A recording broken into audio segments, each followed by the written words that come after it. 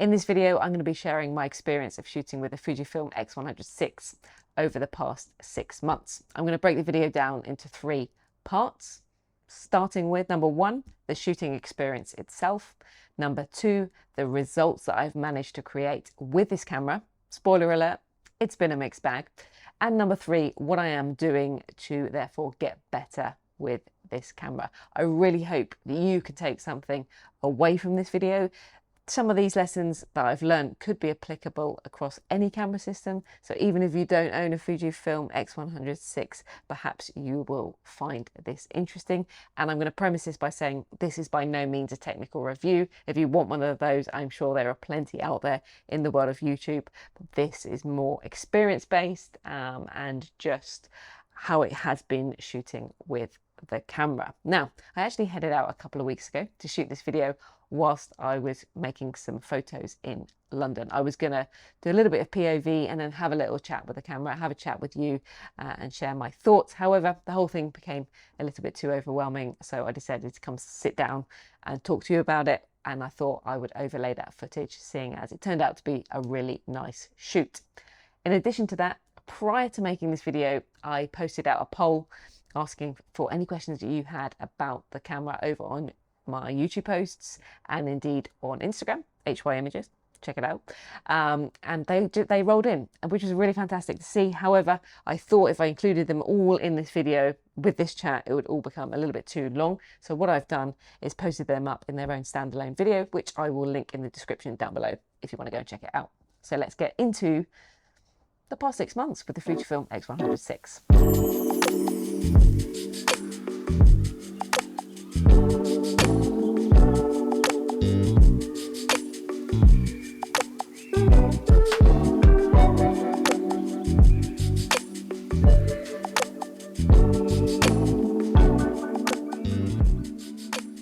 First up, the shooting experience itself. In a nutshell, it has been absolutely fantastic, and I am very much in love with this camera. It sits on my desk.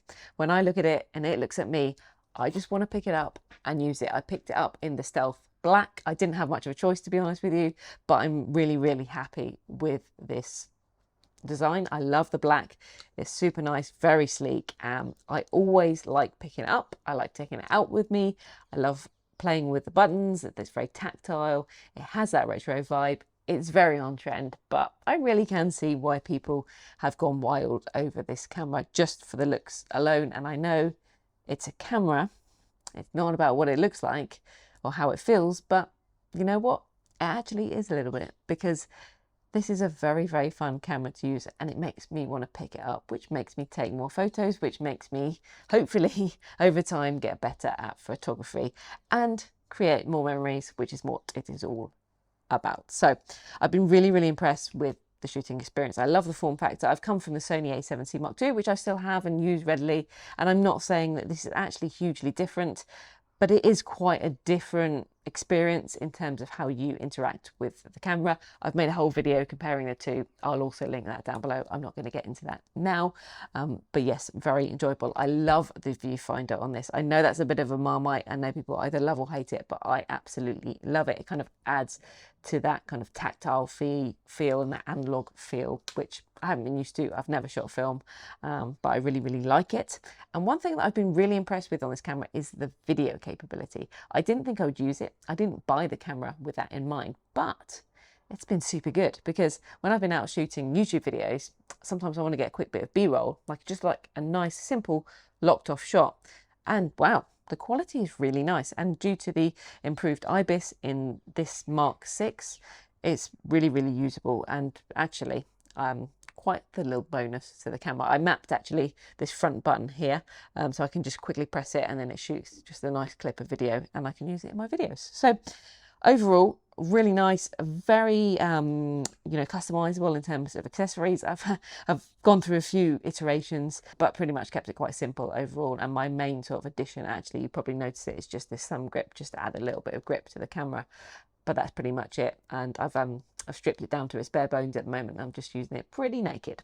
So overall, shooting experience is an absolute 10 out of 10. But I guess you could say, some people might say, the results, are they more important? Well, I think both are important, and it has been a mixed bag. Now, this is all on me. This is probably nothing to do with the camera, I have to be honest.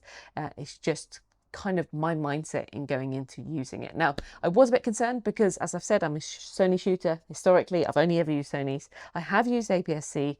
I then moved into their full frame lineup, and I've been using full frame for years now. So I had that in my mind. Am I going to be all right with shooting APS-C? I started off on an absolute roll. I took it out on some dedicated photo trips into London. Really nice one I had around the Barbican and the city. Super pleased with the images. I actually ended up just using the JPEGs. Loved them. I managed to dial in a recipe that I was pretty happy with. I was pretty much using Reggie's portrait, which I tweaked a little bit to my own liking, and I was super happy with pictures. I then took it namely on a trip to New York City over Christmas with my family. It was my sole camera, so that was a bold move because I was still quite a novice with it at that point. But I came home with a set of images that I was so happy with, and the whole shooting experience was absolutely fantastic. This is all I took. I literally took this in a little pouch on my front, and that was it. It was amazing. Thoroughly enjoyable, creative experience, and what a time in New York, and the photos that came out of it were absolutely fantastic. Then something happened. I just went into a bit of a dip with it, and I just started taking photos, and every time I took photos, I thought they were pretty average, to be honest with you. Again, I've said this already, but nothing to do with the camera, clearly, because I've already taken nice photos. But on reflection, what I've realised I think it possibly might be is that, as I've said, this is a very fun camera for me. I take it out when I'm out on social occasions. I take it out when I think I might need a camera, but I'm not on a photo trip. And I think that's where the problem may have come in. I took it out every time I went out in those situations, and I was just kind of snapping with it. And I probably was expecting some major results from it that potentially was a little bit unfair because I wasn't focused on the job in hand. I wasn't focused on composition. I wasn't focused on making a good image. But yet I expected, because I felt super creative and cool and fun when it was in my hand, that I would get an amazing shot by just pointing at it and choosing something. So I went through a little bit of a disappointed period whilst having it. And I ended up using my Sony quite a bit. I kind of defected back to my Sony, which is my bread and butter, and I'm so it sounds very cliche, but I'm literally at one with it. I literally know where all the settings are. I know how to control the whole camera, pretty much without even looking at it. And that's something that I haven't put enough time into with this camera on me. I just kind of picked it up and started playing with it, and maybe I got lucky on a few occasions, but I think not having spent enough time on that, and not having spent enough time on dialing in a recipe that I was really happy with, and perhaps taking it out on shoots that I wasn't focused on, meant that I got some pretty average results. So in the past month or so, I decided that this was not good, because I love the camera and I really want to use it and make some really nice images with it. So I went on into a bit of a deep dive into YouTube, and I picked up on two things that I thought I would try and dial in to make myself a little bit better with the camera. Number one, the settings. Understanding the menu settings, where everything is, how everything works a little bit better than I had. I had a basic understanding, and customizing and mapping buttons so that everything was easy and to hand. Now, in this section, I will just drop in a couple of honourable mentions to really amazing YouTubers that have inspired me to take photos and indeed helped me in the process of fine-tuning these things.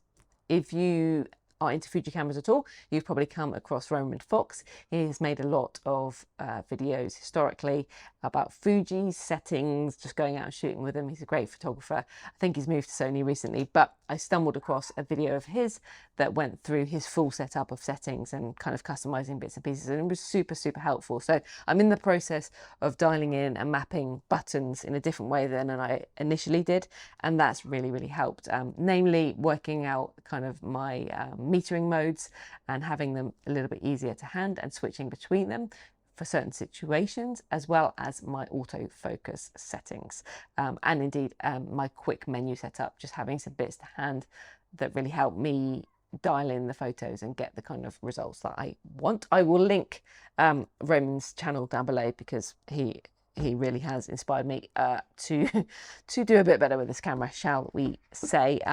Yes, so there's that. Secondly, getting this JPEG recipe right, because this is something that you know, if you've got this camera or you've got other Fuji cameras, it is a big allure, it's a big thing, and it's a big part of having a Fuji camera.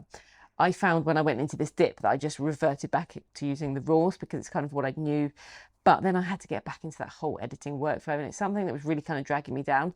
And I really wanted this camera to have it for the JPEG recipes so that they could come out how I pretty much wanted them. So in my deep dive, I came across this perfectly timed video from a photographer called Jay Ducker. Again, big in the Fuji space, an amazing photographer, really enjoy watching his work. And he shared his own recipe that he's managed to dial in. So I dialed it into the camera and I've taken it out on my past 2 shoots. I did tweak it slightly when I was out. Usually I do this on recipes a little bit with the white balance because I do like an image a little bit cooler.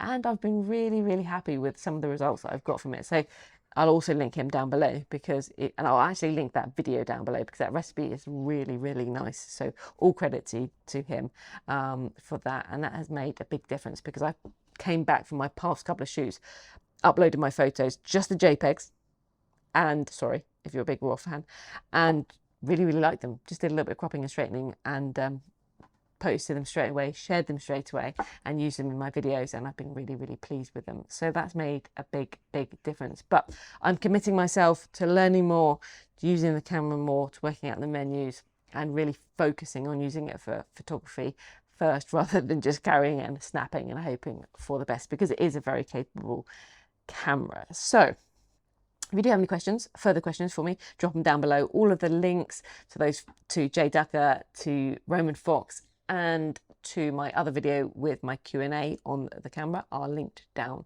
below. If you have any tips for me also, or anyone else, I would love to hear them. Thank you very much for watching, and I will look forward to seeing you in the next video.